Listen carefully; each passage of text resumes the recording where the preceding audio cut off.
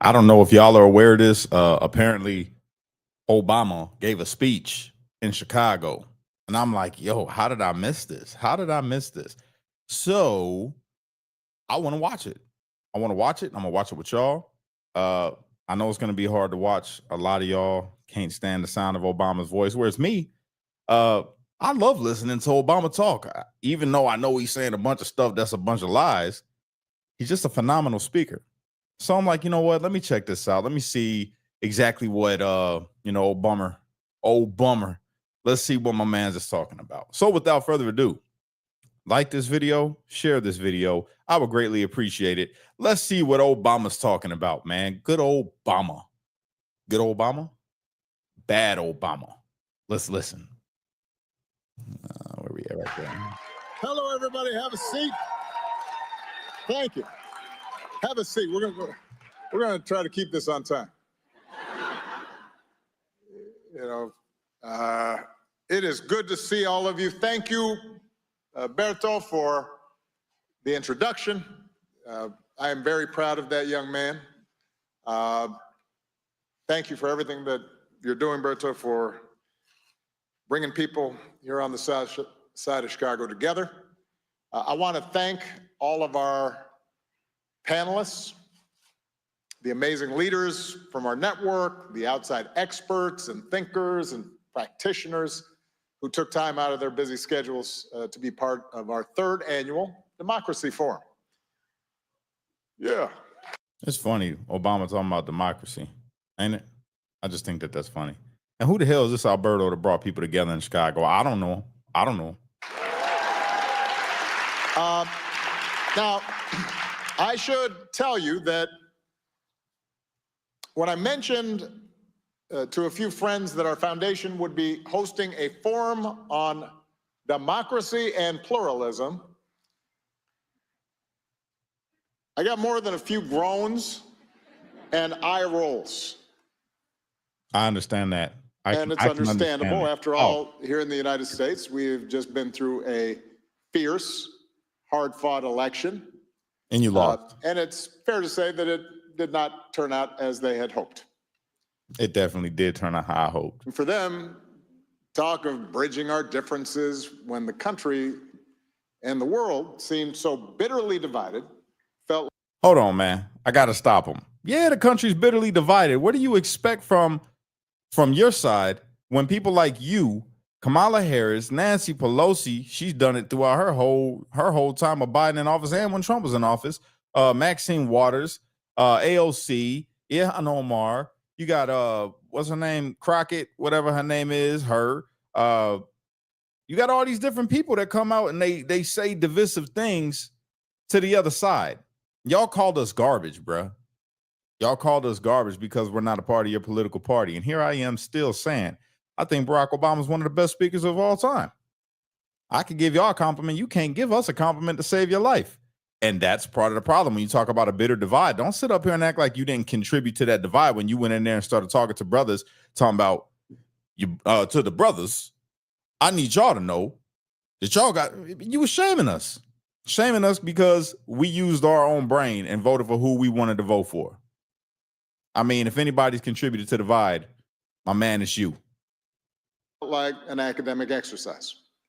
It felt far-fetched, even naive, especially since, as far as they were concerned, the election proved that democracy is pretty far down on people's priority list. And I understood their skepticism. Maybe you had a conversation with a friend that felt the same way. But as a citizen and part of a foundation that believes deeply in the promise of democracy, not only to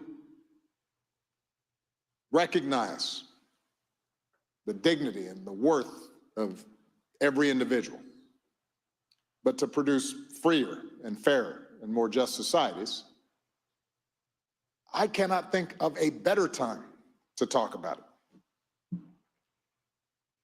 Let's hear it. You see, it's easy to give democracy lip service like the when it delivers the outcomes we want. It's when we don't get what we want that our commitment to democracy is tested. And at this moment in history, when core democratic principles seem to be continuously under attack, and when too many people around the world have become cynical and disengaged, now is precisely the time to ask ourselves tough questions about how we can build our democracies and make them work. All right, now I'm meaningful interested. and practical ways for ordinary people. I'm interested now. I'm interested. And that's why we're here. How are we going to do it? That's what these forums have been about. 2 years ago, we kicked things off by examining the ways that we might counteract the flood of misinformation across the media landscape. How about the flood of illegal immigration? Last year, we looked at how disruptions in the global economy and resulting rampant inequality is undermining faith in the democratic process. And we discussed how innovative economic reforms might give more people a stake in the system. I don't think that people have lost faith in the democratic process. I think people have lost faith in the Democratic Party. That's what I think. I don't think that people are all out like, yo, democracy is dead. No, it's not that at all. The Democratic Party, on the other hand, people are like, oh, we can't trust nothing they said. They told us Joe Biden was alive for how many years and that he was okay. And then it comes out, y'all made him drop out. Then you told us there's supposed to be an election process to see who the nominee is going to be. Y'all backed out on that, just gave Kamala Harris. Then y'all told us that the country is safe and our borders are never strong or never stronger than before.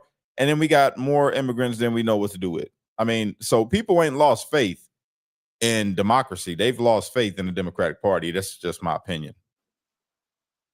So today we're focused on a third factor that healthy democracies depend on, an idea that political scientists often refer to as pluralism.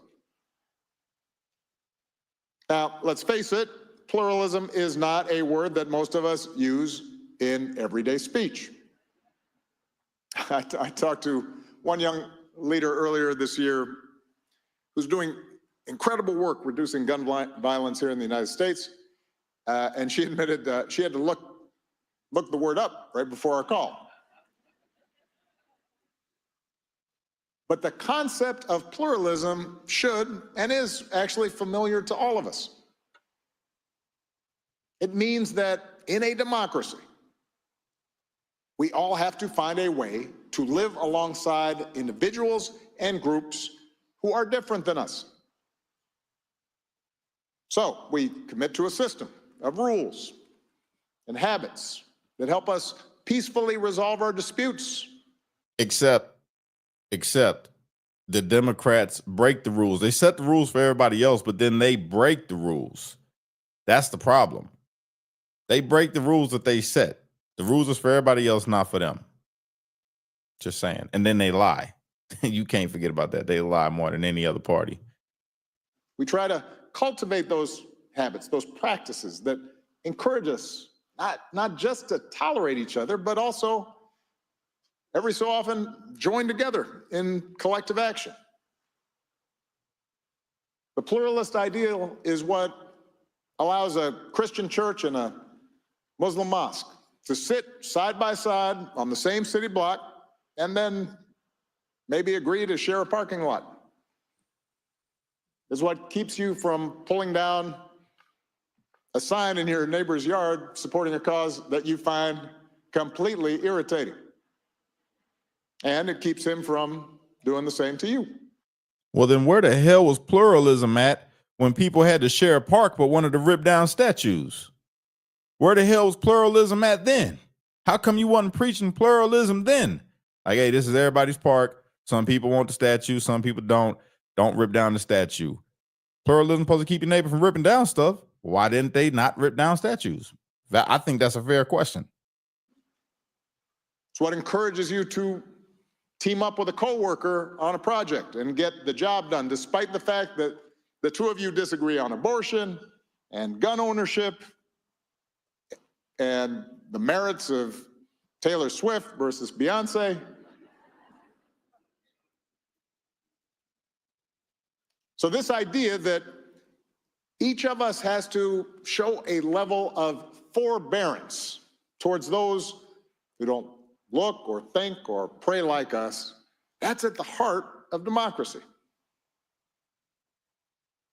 And it's hard.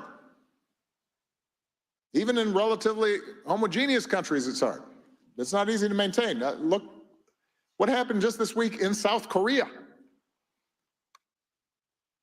But it's especially hard in big, multiracial, multi-ethnic, multi-religious countries like the United States. In fact, one way to think about the U.S. Constitution is as a rule book for practicing pluralism. I like that. So he's right about that. We get a Bill of Rights that allows us to think and speak and worship and assemble and vote on an equal basis, free from government coercion. And with that freedom, we can voice our beliefs and try to persuade others and form coalitions and compete for support and eventually elect representatives who will then go and negotiate and compromise and hopefully advance our interests. A majority rule determines who wins and who loses, but the separation of powers and an independent judiciary ensures that the winners don't overreach to try to permanently entrench themselves or violate minority rights. And just like a basketball game or a tennis match, we agree in advance that so long as the rules of the game are followed, the losers will accept the outcome of any given result, even if they still don't like the other side, knowing that they'll have another turn to try and come out on top the next time. So that's the theory. That's how pluralist democracy is supposed to work. It's the story that kids like me who grew up in the 60s and 70s were taught in school, what politicians and journalists wax nostalgically about when they talk about the good old days when both society and political parties were more genteel and less vicious, and America came together to promote the common good. Of course, in America, at least, the reality never fully matched the ideal. It is true that in the decades right after World War II, our democracy seemed to run relatively smoothly, with frequent cooperation across party lines and what felt like a broad consensus about how interests were shared and differences should be settled. And part of this was the result of America's unique dominance economically in the aftermath of the Great War. So you have industrial competitors all across Europe and Asia who are still digging themselves out of the rubble at the time, which meant that fat corporate profits and rising living standards here in the United States helped smooth over friction between competing groups, between management and labor, or the industrial and agricultural sectors. And meanwhile, the Cold War generated solidarity against an external threat and a shared perspective on the world was constantly reinforced by a handful of TV networks, and movie studios, newspaper chains, and magazines that served as nearly everybody's main source of news and entertainment. Everybody watched Gilligan's Island, even if they didn't admit it.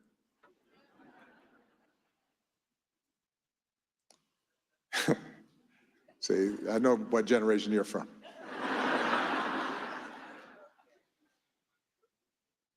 But the biggest reason that American pluralism seemed to be working so well mainly had to do with who it left out. The fact is, for most of our history, our democracy was built on top of a deeply entrenched caste system. Oh, shit. Formal and informal. Here we go. Based on race and gender and class and sexual orientation. A system that excluded or severely limited big chunks of the population from the corridors of power. Just to give you some perspective, as late as 2005, when I was sworn in as Illinois' junior senator, I was the only African American in the United States Senate. I didn't know that. One out of 100. I did not know that. Only the third since Reconstruction. Out of 100 senators, there were exactly 2 Latinos. Damn. And only 14 women. It's fair to say that when everyone in Washington looked the same and shared the same experiences and were in the men's side of the Senate gym, because the women just had kind of a closet that they had modified, cutting deals and getting along was a whole lot simpler. And then starting with the civil rights movement in the early 60s, things got more complicated. So in rapid succession, historically marginalized groups, blacks, Latinos, Asians, Native Americans, women, gays and lesbians, disabled Americans, demanded a seat at the table. Not only did they insist on a fair share of government-directed resources, but they brought with them new issues born of their unique experiences that could not just be resolved by giving them a bigger slice of the pie. So racial minorities insisted that the government intervene more deeply into the private sector and civil society to root out long-standing systemic discrimination. Women, the gall of them, called for greater autonomy over their own bodies, while gays and lesbians stepped out of the shadows to demand equal treatment under the law, posing direct challenges to widely held religious and social norms. In other words, politics was not just a fight about tax rates or roads anymore. It was about more fundamental issues that went to the core of our being and how we expected society to structure itself. Issues of identity and status and gender, issues of family, values, faith. Historically disadvantaged groups began to question the legitimacy of the system as a whole when they had played no part in writing its rules. Now, I know I'm a Trump supporter and I'm MAGA, but man, I ain't gonna lie, y'all. I love listening to this brother's speech. I ain't gonna lie. I love listening to him talk every single time he talks. And actually, I ain't gonna lie. I'm kind of learning a little something in here right now, which I'm gonna go back and double back and look at all this. I didn't know some of the stuff that he said about him being, when he got elected into Illinois, that he was the first black dude. I did not know that. That's crazy. Not a shocker, given it's Illinois. But damn, I didn't know that. And the brother, he always comes with some strong points. I give him that. So, I'm looking forward to this. I'm looking forward to this. Public arguments became louder and more contentious and more emotional. And in the face of all these challenges to the status quo, a lot of people, yes, those at the top of the pecking order, but also those who had just been raised to put their faith in authority and tradition, began to feel that their way of life, the American way of life, was under attack. This would have been a lot for any democracy to manage, even in good times. But of course, all this was happening against the backdrop of a rapidly changing economy. Changes that would massively increase inequality and widen the divide between rural and urban communities, and advantage so-called knowledge workers over those without college degrees. And for a lot of Americans, such changes translated into stagnant wages and rising costs, and it increased their sense that others were benefiting at their expense. And that's not all. The new economy also upended residential and living patterns. So it reduced the likelihood that people from different backgrounds interacted at neighborhood stores or little league games. People who are wealthier send suddenly their kids to private schools. So they're not only are their kids not interacting with regular folks, but they aren't either. It contributed to the weakening of, again, political science term, what folks call mediating institutions, unions, churches, civic organizations. These institutions that had once been the building blocks of democratic participation and a vital bridge between otherwise disparate groups. And more people found themselves isolated without natural communities. And with the Cold War over, with generations scarred by Vietnam and Iraq, and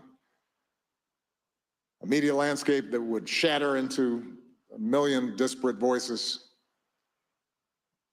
appeals to a common national story or a common national purpose increasingly fell on deaf ears. And we know what happened next, because we are still living it. Now you fucking up. It's been called the great political sorting that started with the mass exodus of Southern white voters from Democratic to Republican parties is now almost complete. Bullshitting. With each party more and more uniform in its beliefs, less tolerant of dissent. All right, so see, this is where you start to lose me at. Phenomenal fucking speaker, bro. You are a phenomenal speaker. But here you about to go right now spewing that bullshit. Talking about the Southern white strategy where all the Democrats that would basically what he's saying is all the racist Democrat voters went over into the Republican Party and the Democratic Party became so pure and loving towards black people. That's basically what he's saying right now, which is straight bullshit. And this is where you lose me at. You can't just be a phenomenal speaker. No, you got to be a Democrat on top of it. So what you get there is a great speaker of lies. That's what you get. That's what you get. Sending views. Media companies have figured out that there's a profit in playing to the extremes. Since that's what gets attention, politicians and party leaders and interest groups are incentivized to take a maximalist position on almost every issue. Every election becomes an act of mortal combat, and y'all which caught a political fatality opponents blow. are enemies to be vanquished. And compromise is viewed as betrayal. And total victory is the only acceptable outcome. But since total victory is impossible in a country politically split down the middle, the result is a doom loop of government gridlock, even greater polarization, wilder rhetoric, and a deepening conviction among partisans that the other side is breaking the rules and has rigged the game to tip it in their favor. Sheesh. No wonder my friends groaned when I told them what I'd be talking about.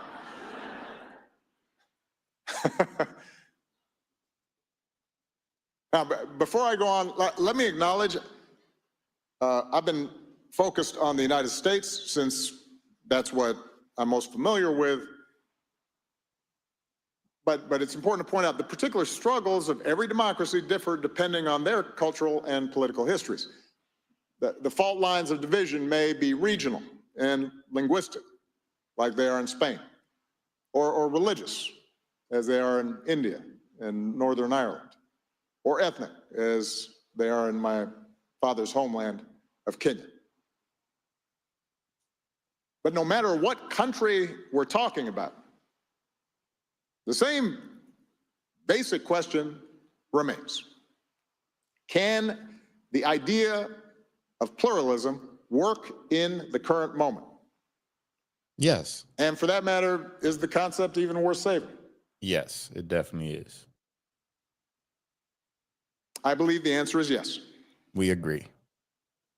I am convinced that if we want democracy as we understand it to survive, then we're all going to have to work towards a renewed commitment to pluralist principles. I like that. because the alternative is what we've seen here in the United States and in many democracies around the globe. Not just more gridlock, not just public cynicism, but an increasing willingness on the part of politicians and their followers to violate democratic norms, to do anything they can to get their way. All right, so I like what he just said right there. And I like how so far anyway, he didn't put it off on the Democrat Party or the Republican Party that has to do this. He's making it about everybody. Everybody has to get away from this individualistic style of thinking that's just all about me. You know, they got to get away from my party's right, your party's wrong, and get back to let's compromise. Okay, is this according to the Constitution? That's what I'm grabbing from it so far. So right now, I applaud him. That's good, and it kind of feels like for me right now in this moment. I don't know what's about to keep going. I have not watched this, but right now in this moment, it feels like he's trying to get people to come together on both sides. He's trying to really calm down his side because that's who's going to be listening to it. I'm listening to it because I'm a fan of Obama, the speaker. That's why I'm watching this right now. I am a huge fan of Obama's speaking capabilities. He's amazing when it comes to getting on a mic. So that's why I'm watching it. But so far, I like what he just said, you know, so let's see if he keeps it this way, though, about unity and getting people together and to stop being so radical, basically, on either side. So let's see. To use the power of the state to target critics and journalists and political rivals, and to even resort to violence in order to gain and hold on to power. We have seen that movie a lot. So how do we choose the better path? So see, again, he's alluding to things. So my biased mind wants to be like, is he talking about MAGA? Is he talking about January 6th? Or is he, and my regular mind is like, well, he could also be talking about BLM and Antifa in 2020. So I like how, again, he's not putting a label on it. He's just talking about the actions that need to stop. I like that. That's good. I'm not going to pretend that there are easy answers. Some of the trends I described played out over decades. Reversing them is going to take time as well. But as you've heard from many of our panelists today, we are seeing successful efforts around this country and around the world to reinvigorate pluralist values. And rather than just repeat what you've already heard from some of our panelists, I'm just going to try to quickly summarize a few quick principles for us to consider in our work. Point number one, building bridges is not contrary to equality and social justice. In fact, it is our best tool for delivering lasting change. That's real. Today, there is a perception among some advocates that being adversarial is the main way to make change. Compromise and civility only serve to entrench existing power structures. I like that. I like this. And partly this reflects legitimate frustration over the seeming inability of the existing political process to get anything done. That's facts. Both sides can agree with that. And they are certainly right that those in power have often cloaked their resistance to meaningful change by appealing to civil dialogue and lengthy deliberation and let's form a committee. In his letter from Birmingham jail, Dr. King scolded those who counseled patience and seemed more worried about social disruption than rank injustice, saying that there comes a time, Dr. King said, when the cup of endurance runs over and men are no longer willing to be plunged into the abyss of despair. Facts. Got chills. I love that quote. But Dr. King, like Gandhi, like Nelson Mandela, also understood if you want to create lasting change, you have to find ways to practice addition rather than subtraction. He just slipped up right now. He just said a dick. You got to practice a dick. See, I knew it was something about you, Obama. I like you speaking, bruh, but you just slipped up. Freudian slip. We caught it. We know your secret. I'm joking. Let's keep this thing going. So let me make this key point. Pluralism is not about holding hands and singing Kumbaya. It is not about abandoning your convictions and folding when things get tough. It is about recognizing that in a democracy, power comes from forging alliances and building coalitions and making room in those coalitions, not only for the woke, but also for the waking. Now, there are risks involved in engaging with groups you disagree with, particularly if there's a power imbalance involved. There's a risk when you begin to negotiate compromises that you'll give away too much, that you whittle away your issues to the point where it's hard to claim that you're making progress. And building bridges may require you to deal with people who not only disagree with you, but do not respect you. When I was president, there were many times where I was negotiating with people who made it pretty clear they didn't think I should be president. Legally, morally.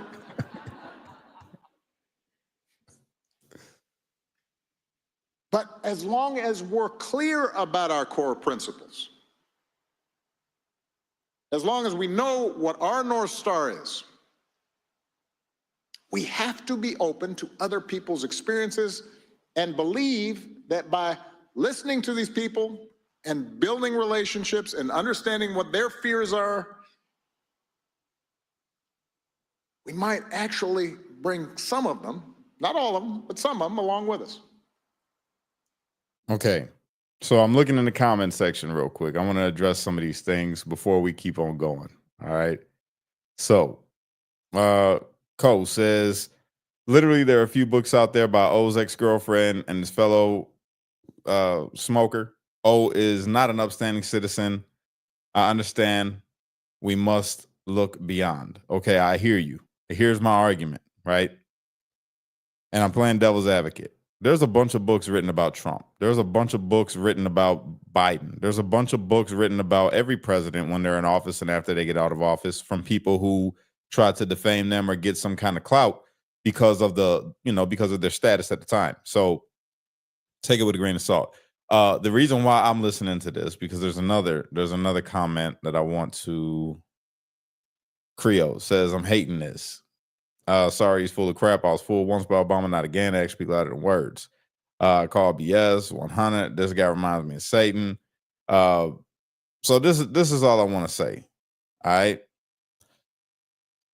Even though we disagree with Obama's presidency, of what he, things that he did or didn't do in his presidency, or some of the things that he's done throughout his life, or what we suspect him of doing, the reason why I'm listening to this, not only is it because I'm a fan of his speech, right?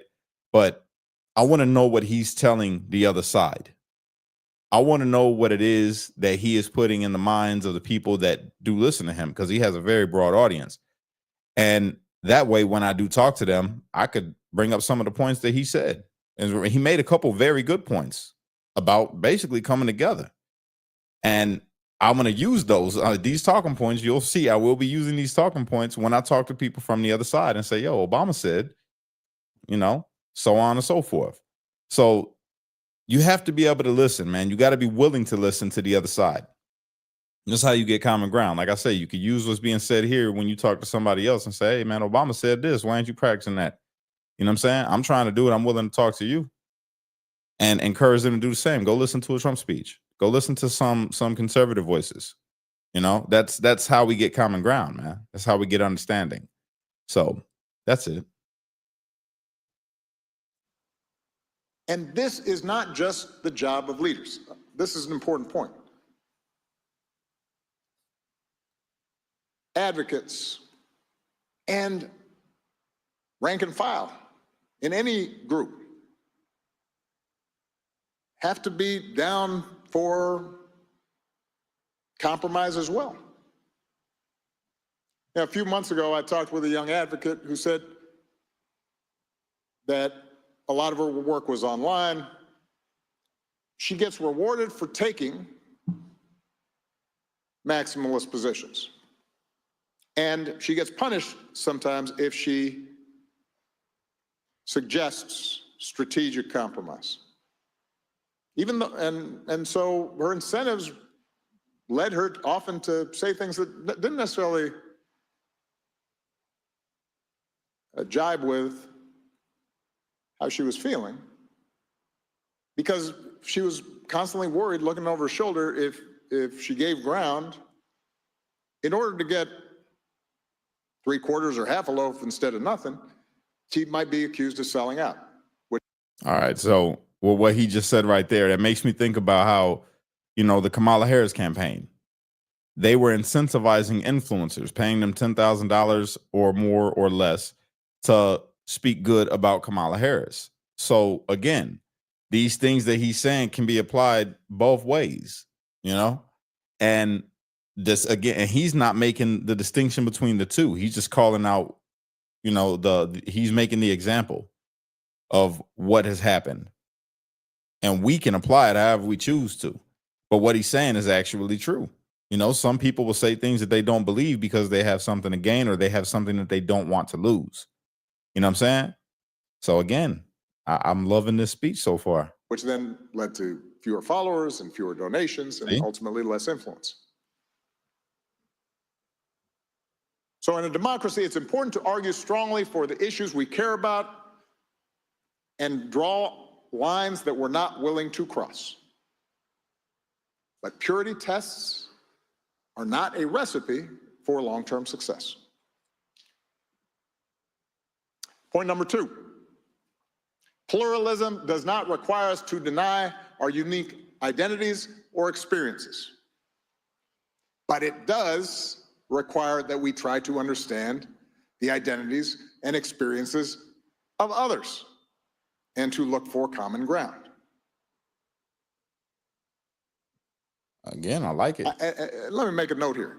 A lot of what's labeled identity politics is just folks trying to find an excuse to be able to continue to do what they've been doing in terms of feeling free to call people names or diminish them in some fashion. We understand that. So when he says they, now, again, my two minds, is he talking about Republicans, MAGA, like Trump supporters, or is he talking about the people that actually do it, whether they be Democrat or Republican, that call names? And then he just made another distinction when he said we. Is he talking about people that do not do that? Or is he talking about we as in Democrats? And this is where it gets dicey depending on how you're listening. All right. It depends on how you're listening to this right now of how you're going to interpret things. Me, I'm choosing to take the positive standpoint and say that he's trying to be inclusive, but I'm probably going to be wrong, which we'll see as this video keeps going. And it's understandable that people who have been oppressed or marginalized want to tell their stories and give voice fully to their experiences, to not have to hold back and censor themselves, especially because so many of them have been silenced in the past. But too often, focusing on our differences leads to this notion of fixed victims and fixed villains. And it creates a presumption that our identities are all singular and static, that because you're a male, you automatically have certain attitudes. And let's face it, you're part of the patriarchy. I have 2 daughters and a wife, and sometimes I'm sitting at the dinner table. I'm like, what? What'd I do? Is it a wife? That's the real question, Obama. Is it a wife? Or are you playing? I don't want to get my stuff taken down. Y'all know what I'm thinking, though. You know what I'm thinking. You know what I'm thinking. I don't know. There's some broad shoulders on Michelle. That's all I'm saying. I'm not trying to ruffle nobody's feathers, but is it a wife? I mean, I don't know. I'm not trying to be disrespectful, but I have real questions. They pick on me all the time. You know that, brother. I'm the brunt of every joke. I'm like a sitcom dad. Or if you're not black, you don't understand. You don't have standing to talk about race. My status trumps yours. Framing issues that way may keep things simple. It's easy to tweet. Is it still tweeting? Okay. Xing? I don't know. I have the same. I don't know either. I don't know. And it may feel satisfying in the short term. Unfortunately, it actually reinforces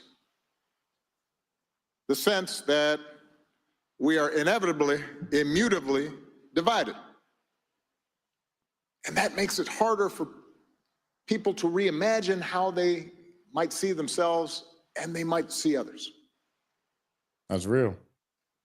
So in order to build lasting majorities that support justice, not just for feeling good, not just for getting along, to deliver the goods, we have to be open to framing our issues, our causes, what we believe in terms of we, and not just us and them.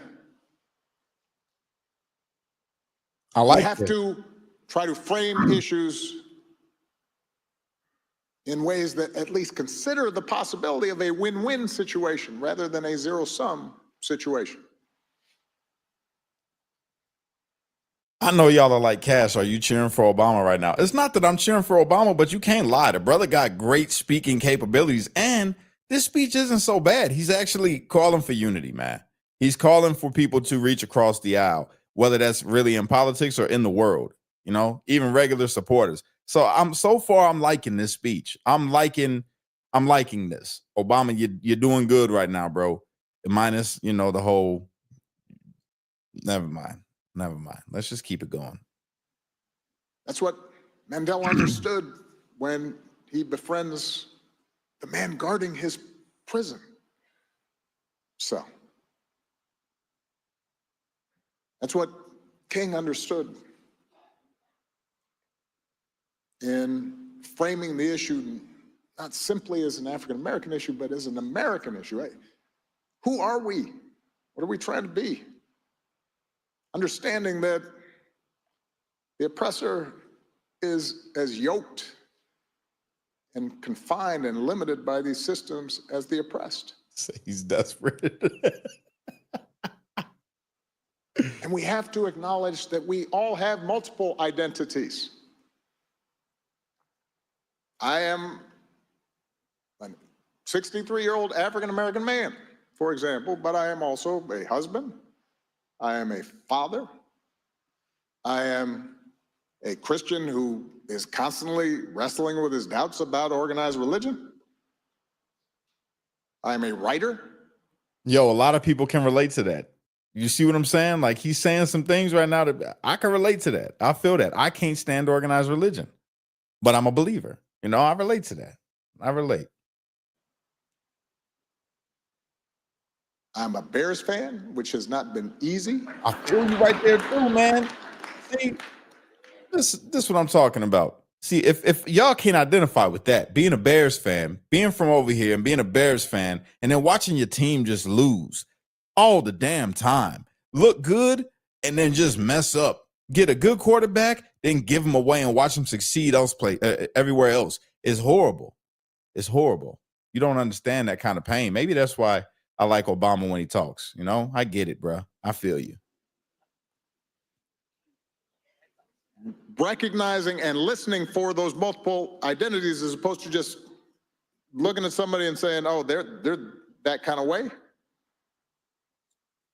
Being open to the fact that even the folks we disagree with most might have something that surprises us. That's an opportunity that we cannot afford to miss.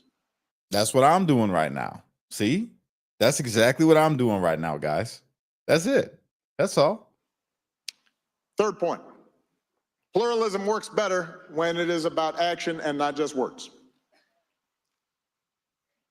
Some of you probably remember this, right after George Floyd was killed, you got all these corporations who are putting up ads and hosting convenings, and then they're instituting mandatory seminars for their workers where everybody has to get together and talk about how they're probably racist and how deep the problem runs in our society.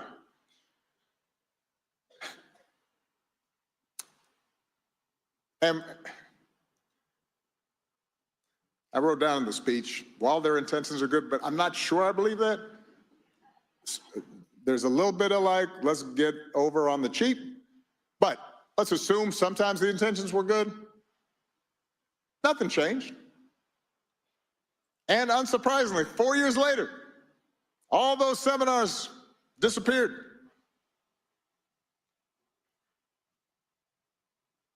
Words alone do not build trust. Words alone do not rid people of prejudice. What does build trust, because it builds relationships, is people banding together to get stuff done. I like that. Whether it's a mosque and a synagogue joining forces to help victims of a natural disaster. That'll never happen.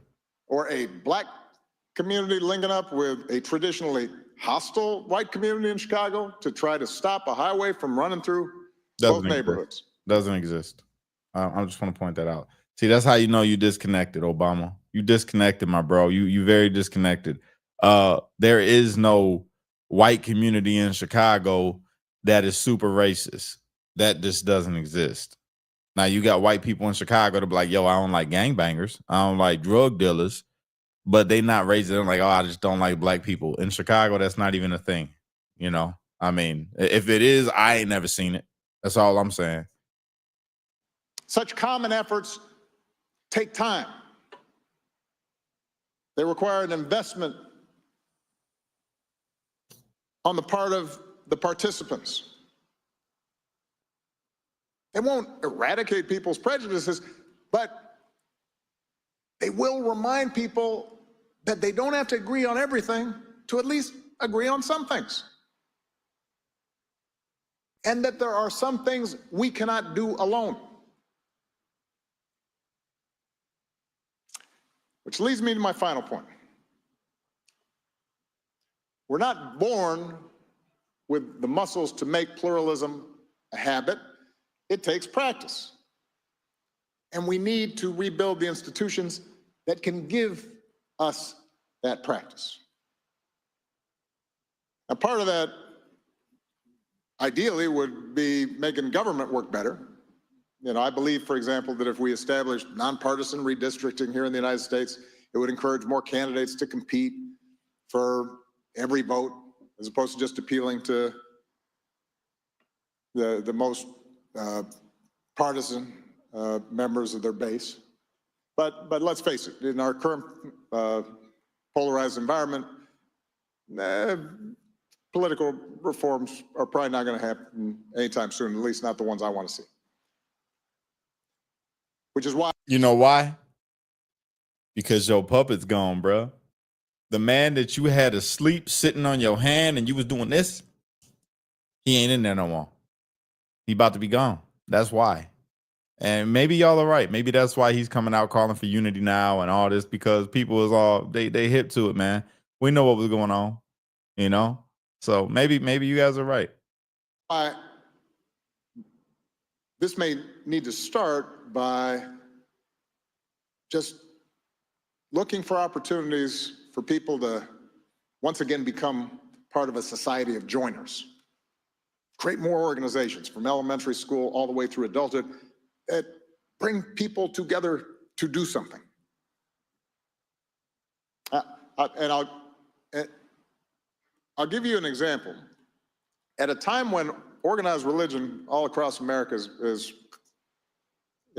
struggling, and in some cases, in some denominations, collapsing, mega churches are actually growing in leaps and bounds. In some cases, really quickly. Facts. And while I'm sure there are a whole bunch of reasons for this, one of the reasons is that megachurches understand belonging precedes belief. If you show up at one of these churches, they don't start off peppering you with questions about, have you accepted Jesus Christ as your one and only Lord and Savior? You know, quiz you on the Bible. They invite you in, introduce you around, maybe give you something to eat, tell you about all the activities and all the groups that you can be a part of, from the Young Adult Social Club to the Ballroom Dance Group to the Men's Choir, which, for those of you who are not familiar, that's where they put folks whose voices aren't quite good enough to be in the main choir, but who are allowed to perform maybe once every fourth Sunday.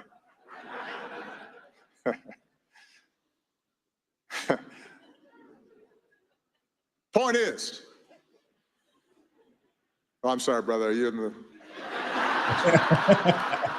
you know what I'm saying is true. Point is, mega churches are built around this idea of let's just get you in here and get you doing stuff and meeting people and showing you how you can participate and be active. It's about agency and relationships. It's not about theology or handouts.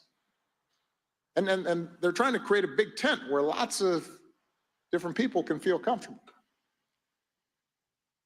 And once that happens, then they can have a deeper conversation about faith in a way that folks aren't spooked by. And what megachurches are doing is actually also a good argument for localism. A lot of us obsess about, and our press and social media obsess about what's happening in Washington, and I understand that, because it can be crazy. But a lot of our best work will happen from the bottom up instead of the top down. If we're going to get better at pluralism, it's going to happen in neighborhoods, in the communities where we spend our time, in the schools where our kids develop skills and learn how to negotiate and work together across differences. Now, at this point, you may be thinking, this all sounds pretty good, except pluralism depends on everyone following a certain set of rules. That's what you said, Obama. What happens when the other side has repeatedly and abundantly made clear they are not interested in playing by the rules?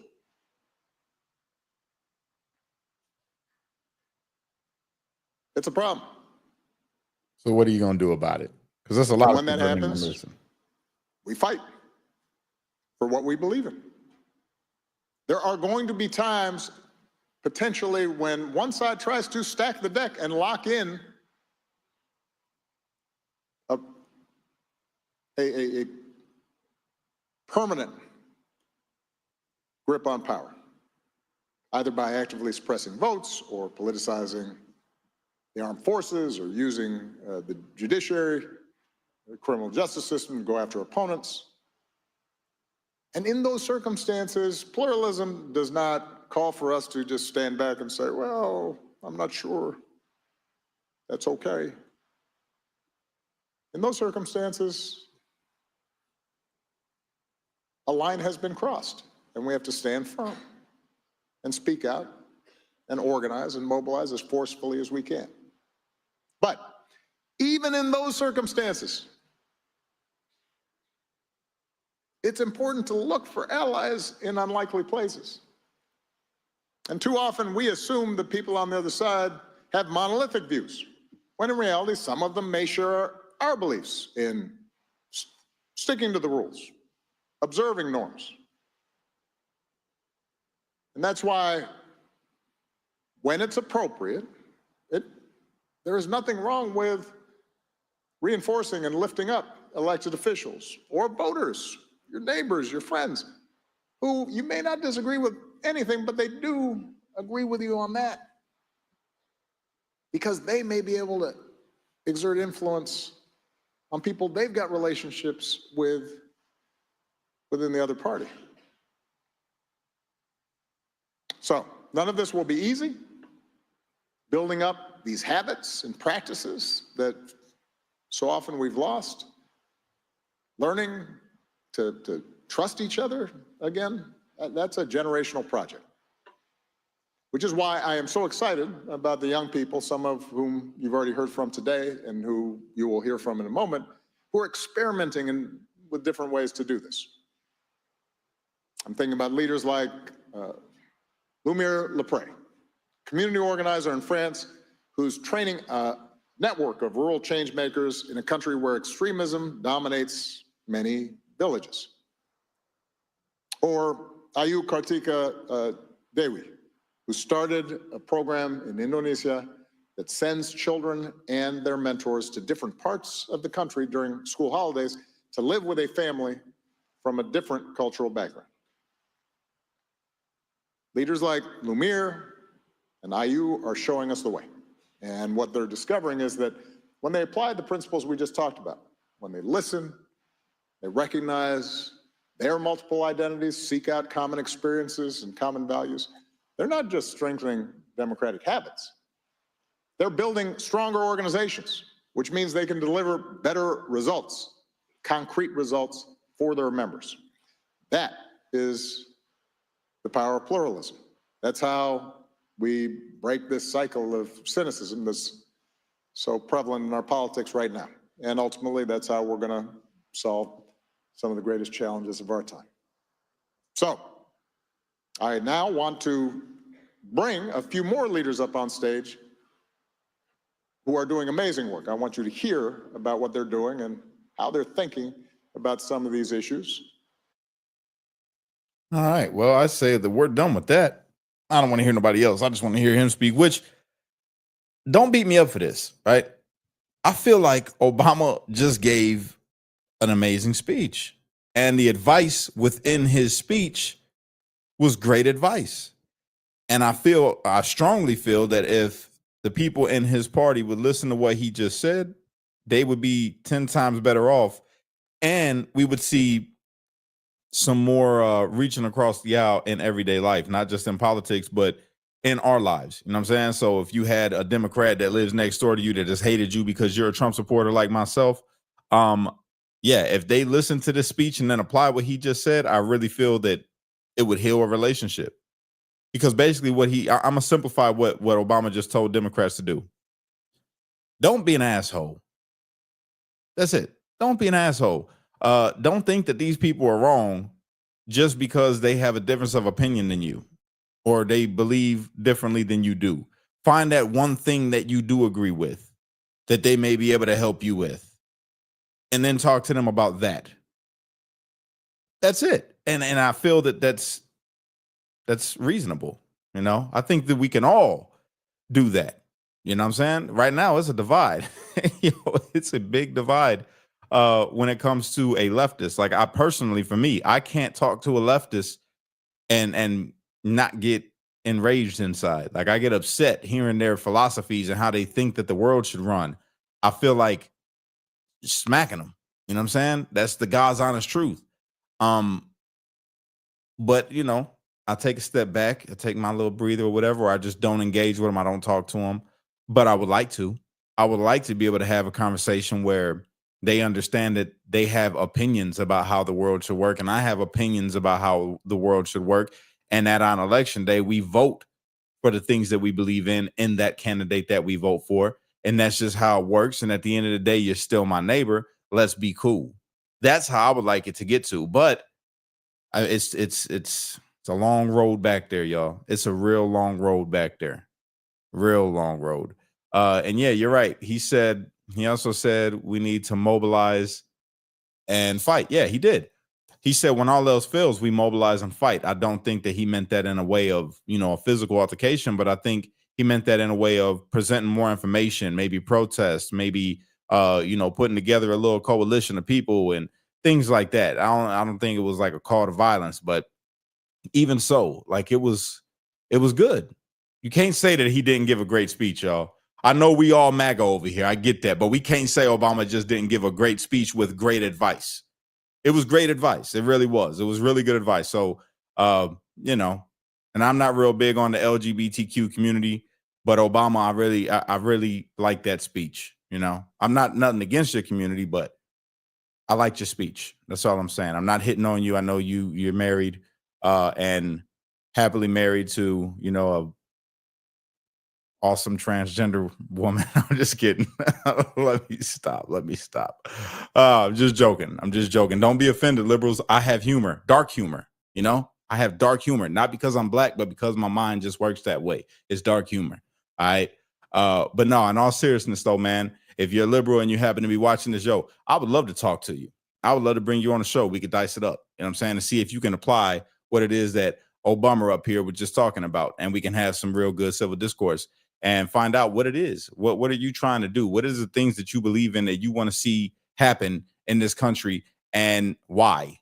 And then I'm going to tell you what I think, and we just see how that conversation goes. I would love to do that. So if you are a liberal and you want to make that happen, I'm not talking a regular liberal, not the normal liberal, not the okay, you're a regular human being liberal. I'm talking about a leftist that is completely whacked out of his mind. All right. I want to talk to you. I want to try to anyway, because I hate talking to you, but I'll give it a shot. I will take your leader's advice. And I will give it a shot, and we can see if we can have some pluralism in the conversation. With that being said, you guys, I appreciate you for being here. Number one. Number two, we raised 61%. We are now at 61%. We're over $1,200. All right, of funding for the Christmas drive that we're doing with Streetlights Unity Movement, which is the 501c3. It's all tax deductible. So if you're rich and you can donate, that'd be amazing. If you're poor, like myself, and you can't donate, then at least share this thing out. All right. That's all I ask. Share this thing out. And yeah, that's about it. That's all I got for you guys. Tomorrow, if you've already put your Freedom Box in, the freedomboxinfo.com, and you want to shop American and you want to holler at me, freedomboxinfo.com is where you go to fill out the jot form. I will be back at it tomorrow. I know it's a lot of people, and some of you guys couldn't, answer the phone or have the whole full conversation with me because you were working. So tomorrow, it's Sunday. I'm gonna make sure that after you guys get out of church, so if you go to a black church, I'm gonna make it around 2:30, 3 o'clock for you. But everybody else, I'm gonna do it starting at noon. So noon tomorrow. All right. Most white churches get out at noon. I know I used to go to one.